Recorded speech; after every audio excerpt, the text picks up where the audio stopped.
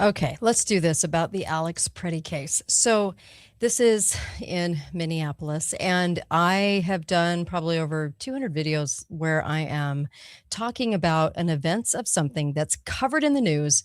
This is not about red or blue. Just get yourself out of your parties for just a second, okay? And just look at the event. Because I look at the event without party and I'm trying to find the logic in certain things. And I have a lot of questions. There's a lot of oddities here that are very weird that don't add up. So that's what I'm going to bring up. And I'll go through some pictures and I just want to show you what questions I personally had after watching the three different videos, the three different video accounts of what happened, this shooting. Okay. So here is the first picture. This is Alex in the street, and has a camera in his hand. And I will get to that in just a second. First, I just want to say this. He lived about 2 miles away from this street of Nicolette, the corner of Nicolette and 26th Street. Some news agencies are saying it's 24th. And if you look up in like Chat GPT, it's saying 24th Street. No, it's 26th Street. And this is also about 2 miles away from where George Floyd, that whole incident took place as well. Now, the day before, there was a big march, okay? And this involved a lot of people. So the media is taking pieces of that march, and then they're sort of doubling down with this story and making it appear as though it was adjacent or near that event. This was the next day. This was the next morning, okay? So it wasn't even that day.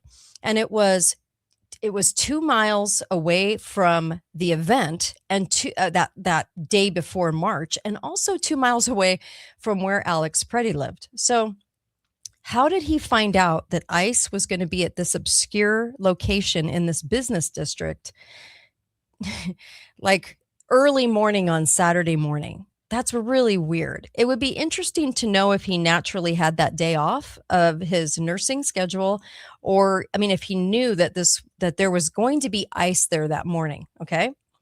So I'm trying to think, how would somebody know that there was going to be an event there? There was going to be ICE looking for somebody. ICE has come out and said, we can't identify the person we were after. But this is weird. So this is where it gets kind of weird. So you have three people videotaping this event, and two of them, I think, start like 3 minutes before videotaping him in the street. So Alex gets there. It's early morning. There's hardly anyone there. And I'll show you a picture of that. There's hardly anyone on the street. So let me show you this. So there isn't really a ton of people. Here on the left-hand side, there's really not a lot of people. And on the right-hand side, again, let me show you that, not a lot of people. Okay, these are ICE agents. So most of them are ICE agents. So not a lot of people, not a ton anyway. Okay, it wasn't crowded. It wasn't overly crowded or overly congested. Okay, so this guy is standing in the street, and for what reason we don't know, because the news was saying, well, he was standing in the street because he wanted to make sure that the cars didn't get congested. But there wasn't a whole lot of congestion. So there was cars and they were parked, but it wasn't as if there was a big crowd there. And it also wasn't as if there was like a lot of congestion or people in the road, because there wasn't. There was just some ICE agents there. Okay. So that was a little strange. So he somehow, some way knows that this is 2 miles from his house. Does he walk? Does he drive his car? I don't know. And then he gets there, and no one else is really standing in the street as a protester, but he decides to stand in the street. So if he's standing in the street and he's got this cell phone with him, then why is it that he was filmed for 3 minutes before they thought that he was a threat if they thought it was a gun? That never has made sense. So I'm like, you could tell clearly it was a cell phone, but it just didn't make sense that let's film for 3 minutes. Let's watch this. Let's watch him in the middle of the street. Even if you were an ICE agent and didn't know it was being filmed, let's just sit and watch him for quite a while. And then, we can decipher, what the situation is. Oh, he's a threat. I was like, it's kind of, if somebody's in the middle of the street brandishing a weapon, then that would be a threat. I would think that's a threat. But clearly, I think everybody there knew that there was just a cell phone. Okay. So there wasn't any video 30 minutes before this happened. So when people could figure out that ice were on the streets in this particular location, where are people showing up to videotape then?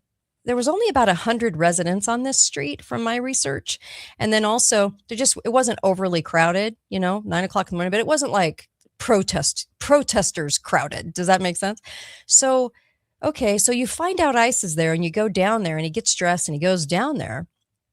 And by the way, we have no record of him being at the march the day before or doing any social media the day before. Where was all of his social media? If he's such a social media guy and wanted to film this, why isn't he saying anything? Why isn't he doing anything about that on social media? Okay, so what's he filming for, by the way? And his camera, it's obviously not live because his posts on Instagram, here, I'll show you his account. His posts on Instagram, he doesn't have any. That's the only one that even resembles him. He doesn't have a Facebook. So what's he documenting it for? I don't know. And it wasn't live because no one's seen that footage. And was he just recording? And then where was he going to put it if he's not a poster? He's not politically active, in other words. Okay. So he's standing there. No one's recording as they get there. No one's saying, hey, I'm at this ICE, ICE showed up and I'm at this thing and I'm on the street and I'm just waiting to see what unfolds. It's almost as if people were put in place to look like protesters, maybe even paid protesters, and that they were all just kind of waiting for their instructions or an asset of intelligence, waiting for their instructions, posing as protesters. We saw that before at J6, right? So they finally had to admit in J6 that they had almost 300 feds on the ground posing to be just MAGA, which was so weird, right? Because for 4 years they said there were 20, and then they finally had to admit there were almost 300. But then, there's probably more because, their lies grow. Anyway, or they have to kind of be found out, right? So anyway, so you have this situation where Alex shows up and he's standing in the street where no one else really is standing for some unknown reason, because he's not helping traffic, really. There isn't much traffic to help. Cars are parked. Okay. The residences are above these businesses. It's a business district. So he's standing there and then he goes to help a woman who was basically shoved by the ICE. Okay. Now she's shoved down on the ground pretty hard. Okay. And gets up. But what's interesting is she has a backpack. Okay. And this woman is sort of like shoved to the ground. And here, I'll show you her. Here we go. This is the woman. Okay. She was shoved onto the ground over here. Now she gets up, but they're not really concerned about her. They don't check her backpack. They bear spray her, they said. But she clearly left the scene seconds later and ran and is right here looking back. She's not even touching her face as if anything hit her face. So I guess they didn't bear spray her, made it look like they bear sprayed her. I don't know, because she sure got up and knew exactly where to run. Her vision wasn't impaired. And usually with bear spray, it's like 20, 30 minutes. Otherwise, you're going to be kind of clumsy and can't walk and your vision's impaired and stuff. Not this case. So here she is. She walks down and she turns around and she looks and she's looking at them, but they never even cared about her backpack. So why did they care about this guy? Why did they care about this guy? He had a cell phone. Okay. But why did they get him to the ground? Why was there like 6 ICE on him? That didn't really make sense. Okay. This chick, she just walks away. They don't even care about her. They don't even care if she's carrying a weapon, right? They don't even care anything about her. She simply walks away. Okay.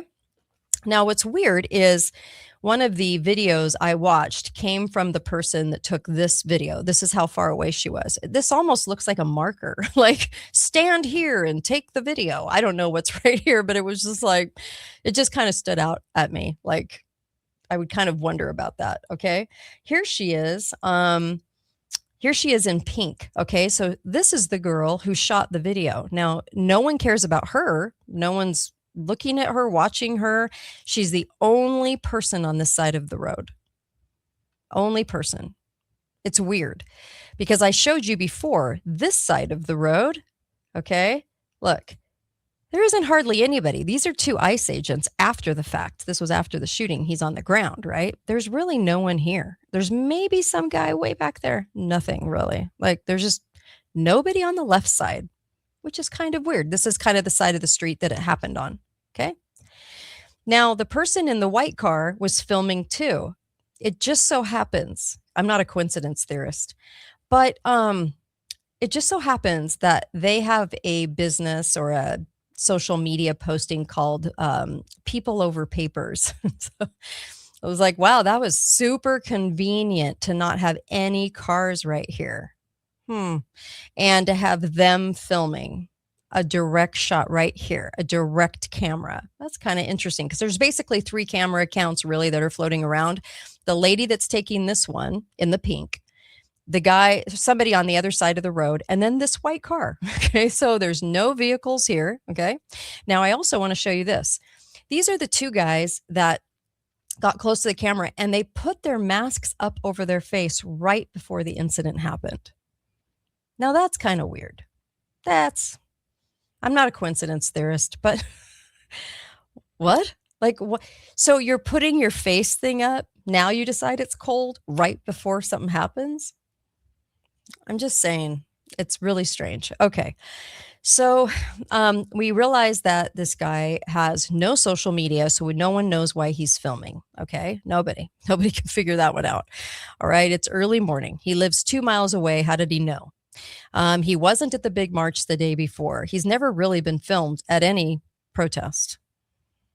Okay. So he went to, so he wasn't live filming because where is that video? You would have seen it, right? On some account of his, but I haven't found any real accounts of his besides that Instagram one. So he was in the middle of the street. Nobody can figure out why. It's an obscure location the next day following. So they didn't carry this out at the big march in front of everybody. Is that a little too hard to stage a false flag when you have too many people with too many cameras? Possibly. I'm just going to throw that out there because there's so many questions. And then, so it's not super crowded at this eating district because there's lots of restaurants here because no one's really it's 9:05, but they're not really, it's just not very crowded. And this happened actually in front of this building, which is actually the new development center. This is the new development center for Somalis coming over. Not a coincidence theorist, but that is kind of weird. The guy that runs this was a Bush Fellow awardee, the Bush family awardee. Now, I'm conservative, but let me just tell you, done too much research on the Bushes, so not a fan. They're in the same corner for me as the Obamas and everybody else, the Clintons, but whatever. So he's a Bush Fellow nominee. So, he's in the know. Okay. And he's on all these boards for light rail and you name it. He's on all these boards anyways for Minneapolis. Okay. So is he part of the club? I don't know, but it was really strange that it happened here because ChatGPT will not tell you that. They'll tell you it happened by some eateries. They won't tell you it happened in front of this center. It was really strange. I had to keep pushing to get them to admit, ChatGPT, that it was done in front of this center. Was it done for a reason? They get about almost $700,000 a year in funding from government grants. If you're a government grant getter, I mean, it's just interesting. Okay. So we have that. Now, it's also, okay, so he had his cell phone. Okay, let's go back to Alex. He has his cell phone. He's wearing glasses. I don't know why. Hasn't even been outside very long if it's 9:00 in the morning, but okay. It's just concealing his face. And he looks an awful lot he looks not like this guy. Now, this is Alex. Now, he's pretty skinny. He's little. This is him sitting next to a woman, 2 women. Okay. He's kind of sinks down. Every single picture he's in, he's kind of little. This guy's pretty tall. He's pretty tall. Like, taller guy, bigger guy, big square jawline. This guy doesn't have a big square jawline. So I did think that was kind of strange. It was just odd. He doesn't really look a lot like this guy. Okay. And I thought I just thought there's something wrong with this picture when I saw that. Okay. So we don't know why he was filming. The girl in the pink was never questioned, nor did the agents even care about her. The girl in the backpack, the agents didn't care about her. Didn't even check her backpack. If they're so worried about guns, and his gun was concealed, which you have every right to have a concealed carry in this country, but that's up for debate today, right? They want it up for debate today. Then, I mean, why not actually wonder why she's got this big, huge backpack? Wouldn't you wonder what's in the backpack more than you would wonder what's in under his coat? I would think. But from the beginning of this, they were clearly wanting him. He was the object of their desire. So they totally went after him. Here's the view of the car that was people over papers. Okay. Pretty direct view. They didn't even worry that anyone was sitting in their car right there. So I would imagine that was somebody that was told to film. Okay. I would imagine. Here's the right side. Remember? Hardly, like, not jammed with people. Okay. Here's the left. Okay. But no, nobody except for these ICE agents that weren't there the whole time. In fact, it was just empty.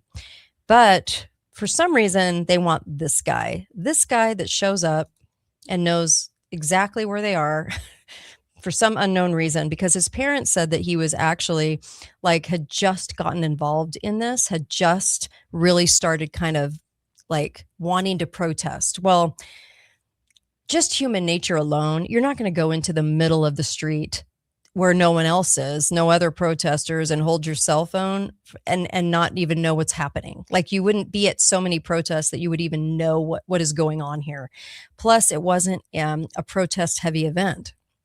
So if you're new at this, you probably wouldn't be going to this because it would seem rather, kind of silly. Okay. So hardly anyone around, and they do bear spray, but doesn't look like they did bear spray. And then they also admitted that they had independent legal observers on the ground. Did you ever hear from them? Who are they? I would like to know that. Then the cops move away from the body. Okay. The cops move away from the body, and they don't go near. They don't check to see if they should do CPR. They just know he's dead. They shot him multiple times. Okay, so he's dead. He's on all fours, by the way, before he goes to the ground. So he wasn't trying to get a weapon. How would you get your concealed carry, which you have every right to have? How would you get that out of? I mean, he's got 6 guys around him. So how would you know to do that? Like, how would you think this guy was a threat? Because Kristi Noem said, well, he was a threat. He was waving a gun. He was a threat. No, he wasn't, because he was waving a cell phone. They all knew it because they stood there and watched him. And then when he was on all four, it wasn't like with 6 guys around him, he was going to get a gun out, because he was on the ground. So he wasn't trying to run or anything, or he wasn't trying to reach for anything. So he goes to the ground, and they walk away and leave him, and they're staring at him from afar. So witnesses on the ground said that EMS came and got him, but that actually isn't true. If EMS showed up, I don't know. I thought it was strange that there was no cell phone coverage of that. Once he's shot and in the street and laying in the street, I don't see any other cell phone footage. So all those 3 people stopped filming? Does that make sense to you? They all started around the same time and stopped at the same time. That doesn't make any sense. So no one knows what happened. So some eyewitnesses on the ground said that an unmarked car came and got the body. Okay. And went and took him to the coroner, not the hospital, not the coroner, right? The medical examiner. So that was weird, because they said EMS showed up and to check and see if he was really dead. Minutes later, like a while, it was a bit, but everybody stopped filming. So, why did they want you to see this is really the big question. Okay. If this was a staged event, which I'm kind of suspicious it is, then why did they want you to see this? Now, there's some news coverage. Now, one of the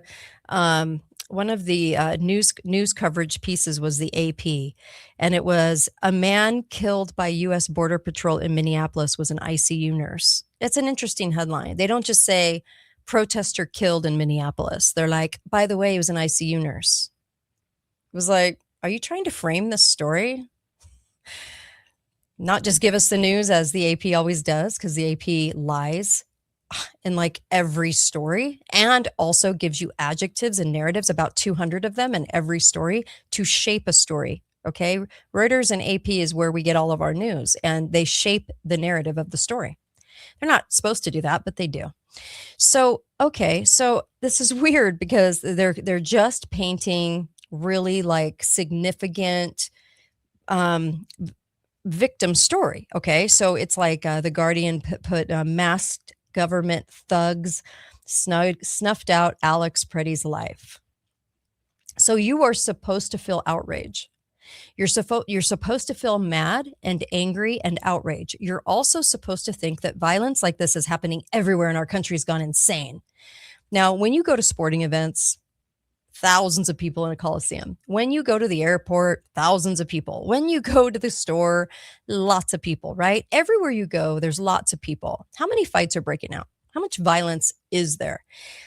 Is there so much violence to paint it in this type of perspective and picture that the news wants you to have? I don't think so. So they're trying to ramp this up. The border chief was also saying on the news that we need help. We need the state. We just can't handle this. And they're trying to paint a picture where you probably want ICE, number one, to go away so that the border problem continues. So they unleashed our borders. And now when you try to get anyone out, right, they're painting the victimhood picture.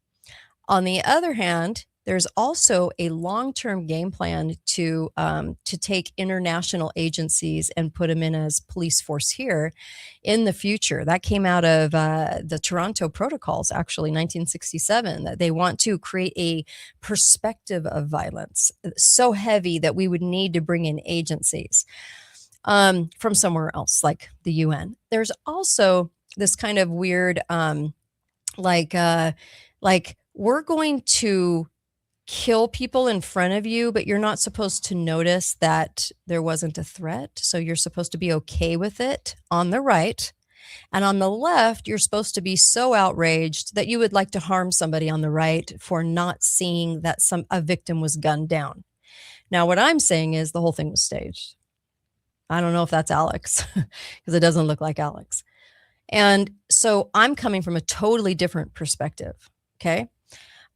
So we can sit and talk about the parameters of ICE, what they're supposed to do, what they're not supposed to do. They're never supposed to be above like the law or be able to conduct their own investigations or have rules like a coroner doesn't have to come on scene and declare the person dead or anything like that. They can remove the body and put it in an unmarked car and it can go anywhere.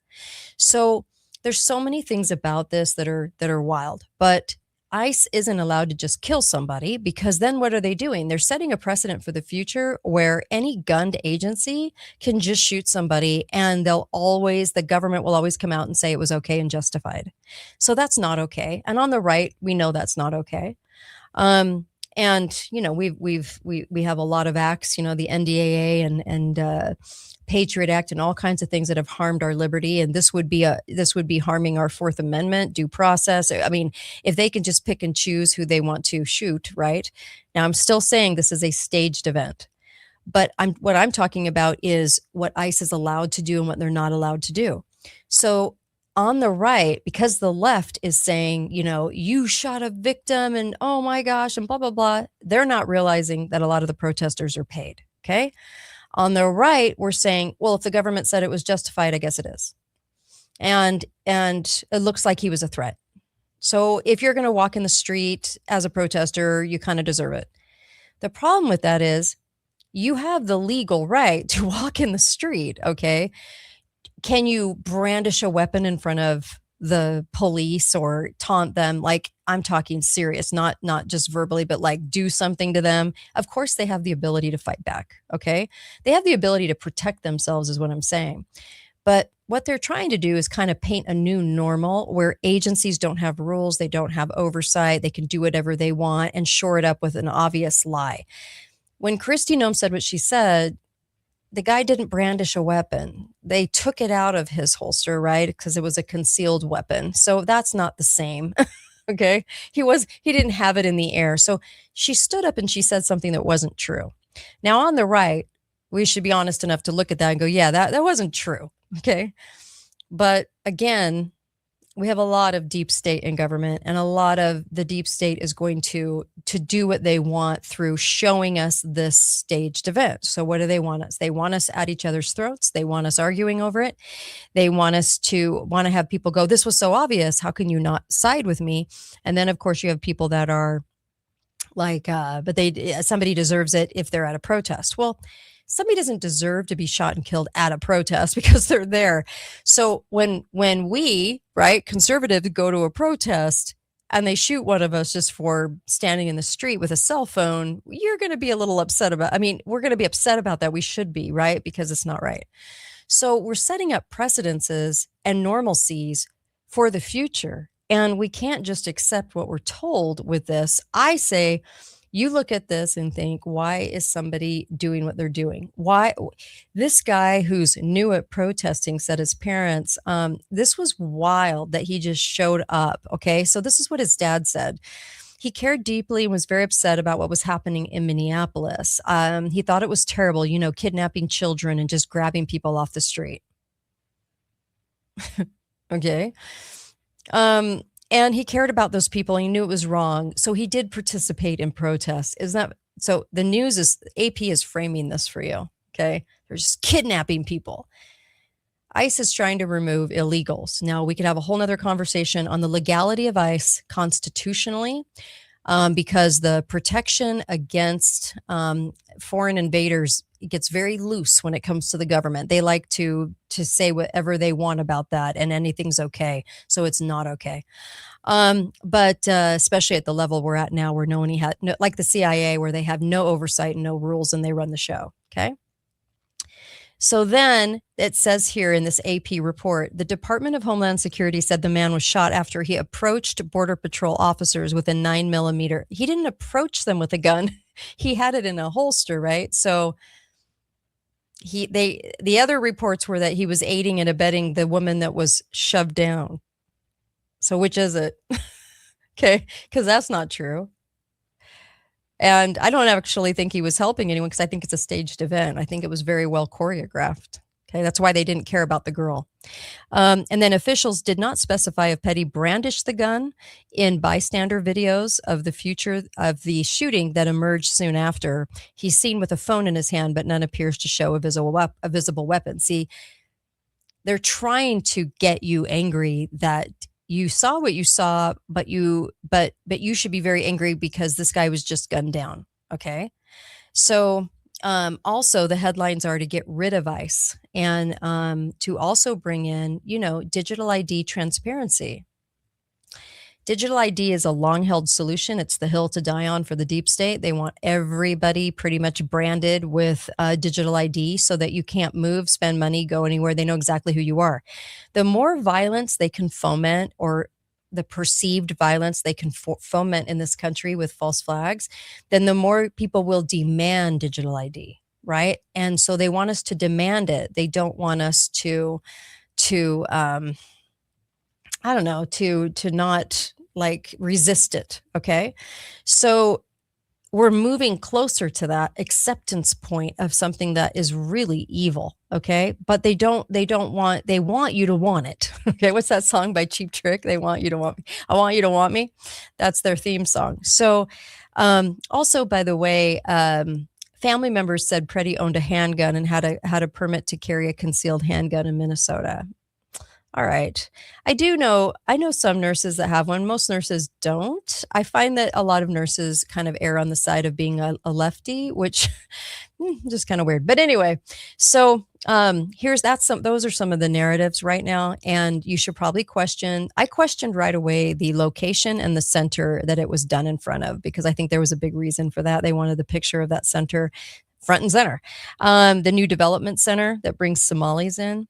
All I'm saying is that I was looking at that, and I was looking at all these different things. Okay. So it was just it's always a question as to where these things are staged. And by the way, the Guardian wrote, in his last words, Pretti spoken to a woman to be tackled to the ground and pepper sprayed by nearby ICE agents. Are you okay?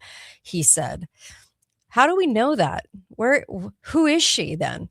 She was the only one that would have heard it because it was ICE agents, and they're not going to come out with any testimony. So who was she? And have they actually identified her? The one that they didn't care about with the backpack? Hmm. Okay. So Pretti was hired in 2014, by the way, as a research assistant in the clinical research program for the healthcare system of Minneapolis for veterans. And then he'd only been a nurse since 2021. So there's some details about him. But all I'm saying is this guy is kind of little, no square jaw like this guy. This was very empty. How did he know there was a ICE event there? They never did say who they caught or who they were going after, by the way. So I think the whole thing was made up. This is the girl in the backpack who I guess said what his last words were. Okay, I guess we're just supposed to take that as truth. I don't know. And then these are the guys that were like masking themselves up right beforehand. This is his social media account that obviously he's not an activist. He's not somebody that is concerned that much about the world. He's not posting at all. Okay. And then here you have the girl in the pink that was doing the video who, by the way, after she filmed that video, okay, I'll show you the street again. After she filmed the video back here where this mark is, she walked closer back up after he was dead too, and was filming straight on, because you can see those shots. They only came from her, and she was filming straight on, and they sure didn't care that she was up around a body. Did she work with the club? So there you go. Okay, so there's that. And yeah, there's too many questions. The people in the car that were able to film and not taken out by police, because as a police person, if this wasn't a staged event, wouldn't you be worried about the person in the car right there? Especially if the guy's brandishing a weapon, how come they didn't go and get the person out of the car? Right, and remove them or shield them or whatever. I just thought that was kind of strange too. Oh, there's so much about this that is very, very, very strange. Okay. All right. Well, go to katedalleyradio.com for more, but that was the Alex Pretti shooting so far. And that was only after reviewing the videos for a pretty short period of time, because I had so many questions. And then usually I spend hundreds of hours on these, but this is the first round of questions, if you will. katedalleyradio.com for more. Go to katetalks.myshopify.com. Get the cancer ebook, okay? Tells you how to deal with that naturally. Okay, lots of answers there. All right. Thanks, you guys.